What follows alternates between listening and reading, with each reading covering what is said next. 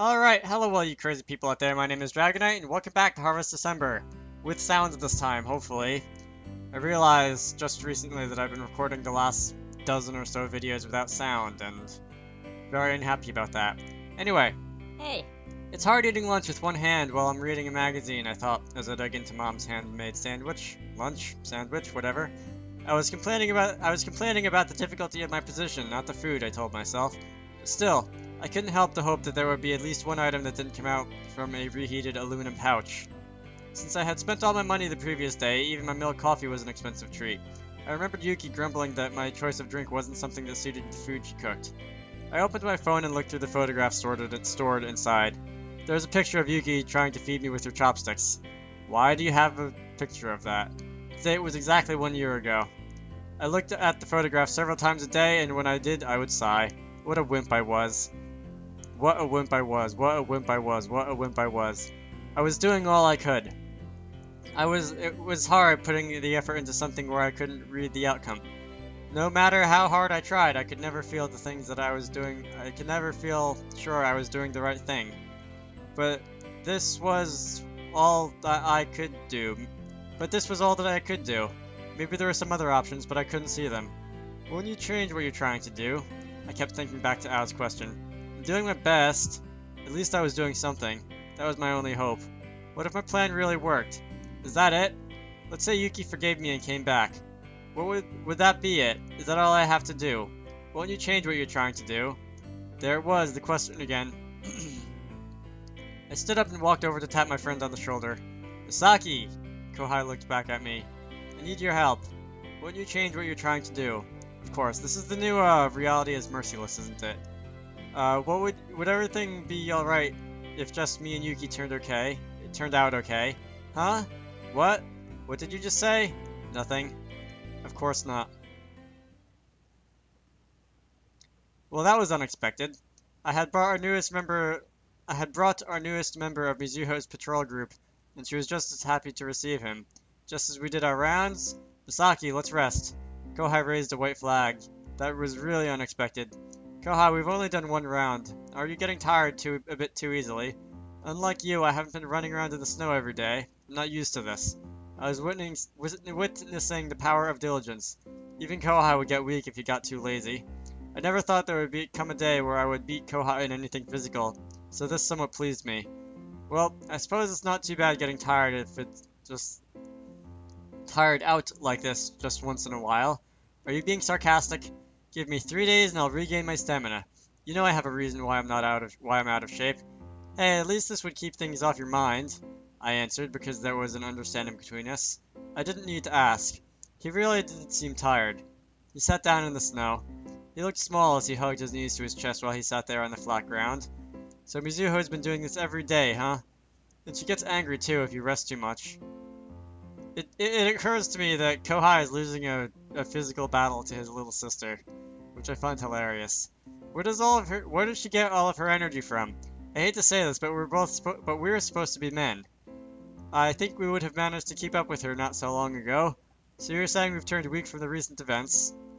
It may not be Mizuho's intention, but perhaps she's getting us back into shape again. And you're trying to help by getting me into this, huh? You're right, whatever. You think if you can drag me around town and tire me out, I'll stop beating myself up about Sine. It worked for me. Maybe we're in a similar situation, but we face different problems. Kohai pressed his forehead into his knees. I'm not as level-headed as you, Masaki.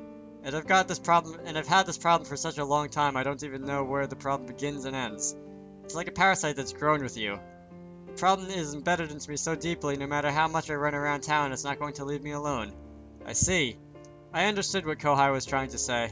It's getting dark. We better hurry, or our captain will get mad at us. Kohai looked relieved that the topic had changed.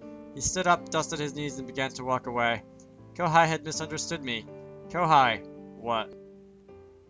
I decided to see how miserable he was. Ow! Kohai was really out of shape. He fell flat on his face after I hit him with a snowball. Wow. I can't believe it was so easy to take you down. You're really in bad shape. What did you do that for? Can't hear you. I threw a second snowball. It hit him square in the face. I quickly dipped down to scoop up another handful of snow before he could recover. Damn it! Realizing I wasn't about to stop, he rolled sideways to avoid the next hit. I was impressed that he managed to arm himself with a snowball of his own. As he did so. I really need to start reading slower. You really think you can beat me when I've lived in the snowy region all my life? You're fast, I'll give you that. I stepped aside to avoid Kohai's attack. It was easy since he was still hot. Whatever. Pause the video and read it yourself. Hey, you guys, you're late, and that goes against Japanese trade of being punctual. Ah! The snowball hit Mizuho in the face instead. It slowly crumbled into a pile by her feet. Mizuho, I didn't mean to hit you. How dare you attack your captain? Arms up! Mizuho had grown up in this area all her life too. With astonishing speed, she armed herself with 2 snowballs and tossed them in a windmill motion. Take that! She hit us both with perfect aim. The snowballs were soft and didn't hurt much, but because they crumbled so easily, it took time to dust off the snow from our faces. Private Mayoi, we have betrayers! These soldiers have been playing around and having fun while we've been slaving away. They deserve punishment. Give it to them. Leave it to me! Introducing my new invention, a snowball machine gun! Fire! Wait, if you shoot now, I'll get— ah! Mizuho was shot down easily by the machine that fired dozens of snowballs per second. Why do you just have that on hand? Poor thing, we tried to say, but we were shot down soon after too. It's a snowball, but we have to say fire? Humans and guns can only move in certain ways. As long as we're able to assess our opponent's movements accurately, it's easy to calculate the direction of the snowball attack. Kasumi and Mizukami-san had joined in. After an exhausting fight, Kohai fell into the snow with his arms and legs spread out wide. You know what? This isn't such a bad idea after all. You're welcome, I tried to reply, but somebody threw a snowball in my mouth. On the way home after the action-packed patrol, how did we get ourselves into this? Mizuho's hair was wet and matted from the snow. What did you expect? You'd have 2 trouble and angst-ridden teenage boys together. Of course I would. Why are you all looking at us like that? Oh my god, I should have known. Sorry to disturb you two. Incorrigible. Will you stop jumping to conclusions? I knew it. You. Kohai, you too? My reputation was beginning to get out of hand. It's only beginning to get out of hand? Gender doesn't matter if you've got— Mizuho's voice trailed off. I knew this would happen someday. Kohai grabbed hold of Mayoi's toy gun and pumped it once to reload it. There were twice as many wolves before us. This is uncalled for. No, we are the ones that attacked them first. We stood in a circle, back to back. Well, damn. We were surrounded by growling wolves. Why? Of course they would retaliate if we chased them off every day. Masaki, why are you so calm? If you're hoping for help like you got back in July, Mattaway's gone back home recharging, so it's not going to happen. No, it's not that. I had expected them to confront us. And just as I anticipated, the head of the pack walked up towards us to speak. Is this the one that we know, the Shiro wolf with a U? We aren't here for revenge. It was funny watching him lift his paw in a gesture for us to wait. There has been a misunderstanding. Please, lower your weapons. I put down my toy gun.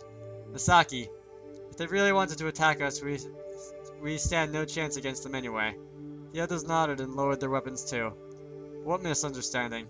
We mean no harm. I admit there have been a few idiots within the pack that took joy in scaring children. From now on, we promise we will deal with those that cause the inconvenience. How do we know we'll keep your word? Give us 3 days. Without your patrol. Believe me, nothing will happen.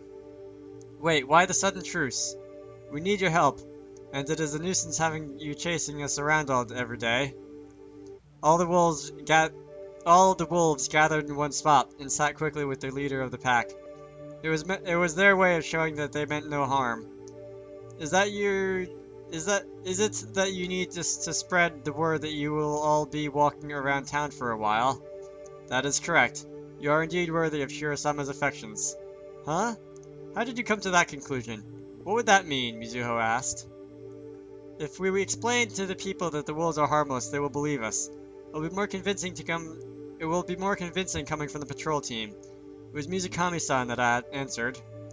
None of you would have to walk around in the cold. We wouldn't need to get chased about. What do you think? Captain? You decide! Mizuho pushed the responsibility to me. Sounds like a good deal, but we need to know your intentions. We can't answer. We can't strike a deal unless we know what's going on. We aren't trying to trick you. We can't really answer because we don't know.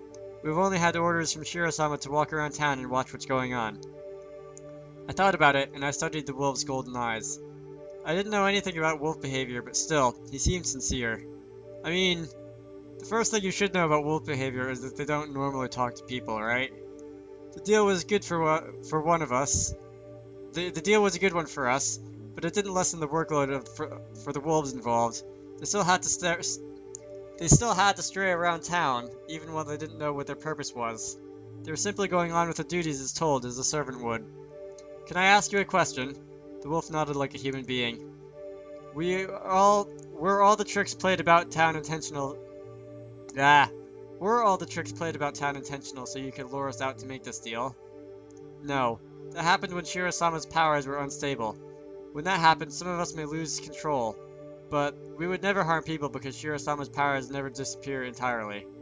So it was a similar situation as in July. Correct. So you want 3 days, right? Mizuho asked as she stepped forward. We'll wait 3 days, and if nothing happens, we'll convince the townsfolk that you guys are harmless. Alright? The wolf pressed his nose on the ground. He appeared to be bowing his head. That's half of our work done. What's the other half? Shiro-sama is currently preparing for labor in another dimension. The powers over the land have weakened.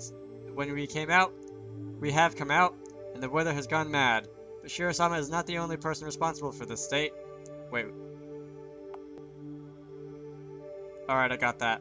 I didn't understand what the wolf was trying to say, so I kept silent, waiting for his explanation. The girl named Yuki. Eh! She's carrying the child of God, too, and is in a similar situation to Shiro-sama. I waited for him to continue. Don't you see? Now that there are 2 gods in this land, that is causing an imbalance. It is the reason why some of us lose control, and the blizzards won't stop. Wouldn't that mean everything will return to normal once the children are born? We have no guarantee of that. The important thing is to have stability now. We need Yuki Towada to be stable. Yuki is unstable? We can't know for sure. However, we do know that this is not caused by Shiro-sama, which leaves us to suspect the Towada girl. But Mikami-sama said she was alright in her emails. Don't tell me a liar like you would take an old cunning god's words for truth. I was speechless. At some point, Shiro-sama's powers stabilized. We do not know why, but now it is necessary for Yuki Towada to keep herself together till the child is born. If there is anybody that can do that, it would be you. Do something about it, Masaki Konno. I shook my head. This was all too sudden. You take us for fools? We know how important it is to stay with your mate. Isn't Yuki your mate? Don't you want to be with her? Don't you love her? I almost backed away from the question, but Kohai and the others were behind me. I never thought a wolf would ask me this. This was bad. It wasn't something I felt I should tell the wolves first. We aren't leaving you till you tell the truth. We aren't leaving unless you tell the truth. My escape routes were being closed off. The wolves didn't know why they were here. They were simply told to walk around, placed strategically through the town. Say it. Oh. It suddenly struck me. This was a chance. I lifted my head and stared straight into the wolf's eyes. It wasn't my best look, but I managed to smile. I'm only going to say it when I know she can hear me. Again. Squee! Shiro, Mikami, and Dr. Manaka squealed excitedly. On the TV screen, they could watch Tagami town through the wolf's eyes. Okay, that's enough. Rewind, repeat, scream. Wow, this is starting to embarrass me. I've heard somebody say something similar to me before, but it sounds so much more intense when it's about somebody else. I may have gained an understanding why people eavesdrop. I never thought it was exciting to learn something about somebody when they don't expect you to know about it. That's a confusing sentence. Woo, I'm green with envy. Shiro was worried about the imbalance that would be caused while she was away at Mikami's house. She knew the slightest slip of her end could potentially cause trouble. So Mikami had suggested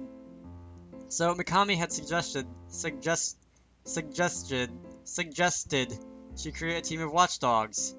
I need to go to a speech therapist or something, I swear. By placing teams of her watchdogs strategically throughout town, they would act as her eyes. She could not.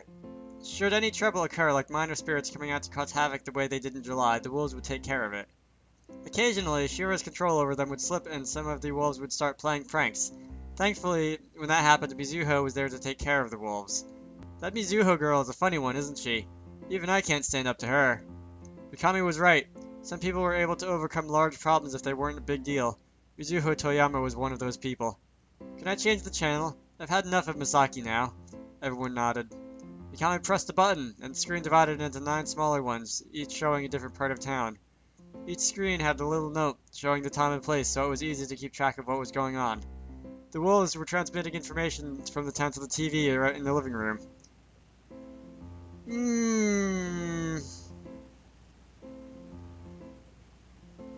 That seems a bit too convenient. Somehow. That just seems a bit too convenient. The god of Sakashima! Mayoi, was it? I told her I only wanted the TV that could play back, but she added a record. I told her I only wanted a TV that could play back, but she added in a recording function too. She does have a tendency to believe that the more functions the better. Dr. Manaka ate her crackers and tea. Mikami pressed a button, and one of the screens blurred and rewound back into the past. It's convenient, but what's the matter? Aren't we a bit pathetic, sitting here eating oranges while we watch other people's lives? They all fell silent. They all knew, but they tried to avoid thinking about it so far. Mikami had come dangerously close to opening Pandora's box for a mature single woman. The type of woman that gathered around to eat crackers, warm their feet by the kotatsu, and squeal over the people's romances. It's almost Christmas. The only thing I have scheduled is to deliver the children. We don't need to rub salt into each other's wounds. Mikami, Shiro, and Dr. Manaka looked up at the ceiling. Phew! They all sighed heavily. Dr. Manaka began eating her oranges slowly, trying to ignore her heavy heart. Hey, what about you, Yuki? You got some guy to pretty much you just got some guy to pretty much profess his love to you. Yeah, Masaki seems like he means business this time. But I don't care. Yuki Towada didn't lift her face. She kept moving her knitting needles. But now she learned how to knit so fast it was almost like she was using a sewing machine. It doesn't matter now, even if he says anything. She pouted and turned her face away. I don't care what a louch like him says. Yuki, you've made a mistake. Eh! She wasn't paying much attention to her hands. There was a knot about 3 inches long sticking out of her last line. It was intentional, Yuki said as she unpicked it. Now you've unpicked too much. Now she pulled the yarn too far and had to reknit the line again. You can close your eyes, but you can't close your ears, Dr. Manaka teased as she rested her cheek against her fist. Towada, aren't you going to forgive Konno? He asked me to have an abortion. Do you really think he wanted you to? Dr. Manaka asked. Impossible, Shiro answered instead. Masaki is a dirty-minded, spineless kid that is against any kind of sacrifice.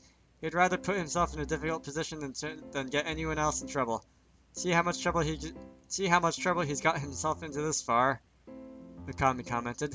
Don't talk about Masaki that way. You said his name, Dr. Manaka grinned. Why are the 3 of you ganging up on me like this? Yuki sulked and looked away. Because it's fun being a busybody about somebody else's love life. Convincing coming from you, being the old matchmaking biddy that you are now. Biddy that you are. Hey, that's mean. He's just trying to talk his way out of his problems like he usually does. Yuki placed the knitting on her swollen belly and pulled the remote control over to her side. See? If you... What? There are too many buttons on this. What am I supposed to do with these clicky things? Clicky things? Anyway, the buttons are just for show. You need to think about what you want to see and press. Yuki pressed a button. One screen popped out and began to rewind. It was a video of Tagami Station, and Ao was standing alone. Masaki showed up and immediately knelt down on the ground to beg her forgiveness. Ao glowered at him. Look, he's been cheating. That's just him being typical. Besides, it's not anything new. Don't tell me you've suddenly decided to show disapproval of it. How do you explain this? I'm only going to say it when she can hear me, when I know she can hear me. You know he doesn't kid around in situations like that. What? Go on, I'm listening. I'm going to sleep. Yuki tossed her knitting away and crawled out of the kotatsu. Running away, Towada? There's nothing to talk about. Yuki stormed away and opened the door forcefully. Then, a sound, like somebody turning a tap on. Yuki was throwing up on the tatami mats. Even through the dim lights they could tell it was a deep red color. Thanks, guys. She couldn't stand properly or heave properly. Her state left everybody in the room in shock. It took a moment for them to recover their senses. Yuki! Shiro finally yelled. Lay her down, she'll suffocate. Mikami gathered light from her hands and pressed them on Yuki's stomach. Gathered light in her hands and pressed them on Yuki's stomach, like before. Shiro grabbed Yuki's shoulders, laying her down sideways. Don't let her see! It was too late. Yuki's eyes were wide open. She had seen an unbelievable amount of blood she had thrown up. What's happening to my body? What's happening to my baby? She screamed. She began to thrash around violently. Shiro and Dr. Manaka pressed her down. It would take great effort if they didn't use all their force, they would have been easily flung away. Mikami! Shiki! Mikami pulled out another ball of light into Yuki's belly. She stilled her movements. Her arms and legs fell down limp. Good, we've stopped her. Let's get her back to her room. Everybody was about to sigh in relief when... You lied to me. It was impossible. Mikami's powers had never failed before. What's happening to my baby? But Yuki's Towada strength had broken the spell. She got up and dug her fingers into Mikami's shoulders. It's... Mikami! Your baby is in an unstable state inside of you. It's like minced meat, Mikami said quickly. Now you're part god and part human. It's a state you need to be in to carry a child inside you. It's not a bad thing at all. Can you understand that? Tell me everything. A human body is too weak to bear a god. That's why the child inside you is changing your body. From the moment it was inside you, it has been remaking your body so it can survive. You're somewhat a god now. I don't care about my body, I'm asking about my child. When you're stable, it is shaped like a child. But when you're unstable, it remains broken down like mincemeat. Is that what you're saying? Yes. That's why it's important to have you in a stable state of mind. What should I do? Bring Masaki here. Yuki widened her eyes. Your child is connected to Masaki spiritually. Its soul, its blood comes from its father. Its flesh, its bones come from its mother. It needs both parents to survive. Manaka. I'll bring him over straight away. Dr. Manaka responded to Shiro's plea. No! Yuki clutched hold of Dr. Manaka's wrist. Masaki betrayed me. I'm having this child on my own. Yuki's eyes were bloodshot. Manaka found it difficult to keep a calm face. Dr. Manaka! Let's have a little talk. Dr. Manaka sat down again, leaving Yuki's hand hanging onto her. Towada, the situation isn't good. I'm going to say this straight. Do you want your child to be born in bits and pieces? If we bring Masaki here, at least we can avoid that. There are no technical difficulties. The only problem is your emotions. Dr. Manaka looked away from Yuki and nodded to the others. Wouldn't that be the same as Masaki asking for an abortion? You're killing the child for your own selfish reasons. Dr. Manaka! It might seem harsh, but you need to face the truth. For the safety of the child, I'm going to bring Masaki here, and whether he like it or not, whether you like it or not, deal with it. Yuki let go of her. Her grip on Dr. Manaka left a raw red mark. No. What? No, no, no, no! Yuki covered her face with her hands and shook vehemently. I can't forgive you if you bring him here. I don't want my child to die. No, no, no! I'm having the child now, I'm the mother, I don't want it to die. I'm going to... Yuki never got to finish her sentence. She was knocked unconscious from a hit on the back of their neck. We can't afford to let her get worked up now, Dr. Manaka said as she retracted her hand. That's nice of you. Thanks. This will be the first time anybody broke the spell since we entered the AD ages. We will keep her asleep today. Using medication or physical force, whichever, we need her resting today. We ourselves wouldn't last if we had her thrashing about. I'll clean this up. Shiro-sama, I want you by Yuki's side. We can't have you do too much work. You're pregnant too. Leave this to me and Mikami. Alright. Shiro nodded obediently. Mikami began cleaning up the floor. Dr. Manaka carried her equipment back to the living room to do a checkup. Shiro-sama, did you notice? Dr. Manaka asked as she cleared the area. She was referring to Yuki's knitting she was holding up in her hand. She said she was knitting baby clothes for her child, but it looks like a scarf. A very long one, too. They looked back to find Yuki sleeping peacefully. Yuki was calm now. Shiro placed a hand on her stomach and felt the strong pulse of her own child. Let's bring Masaki here as soon as possible. It wasn't just Yuki. There's a possibility Shiro was in danger too. That's news to me. Festive. Alright, I'm gonna end this off here. This has been going on for, what, 25 minutes looking at my recording? My name is Dragonite. I hope you all enjoyed that. I will see you all later.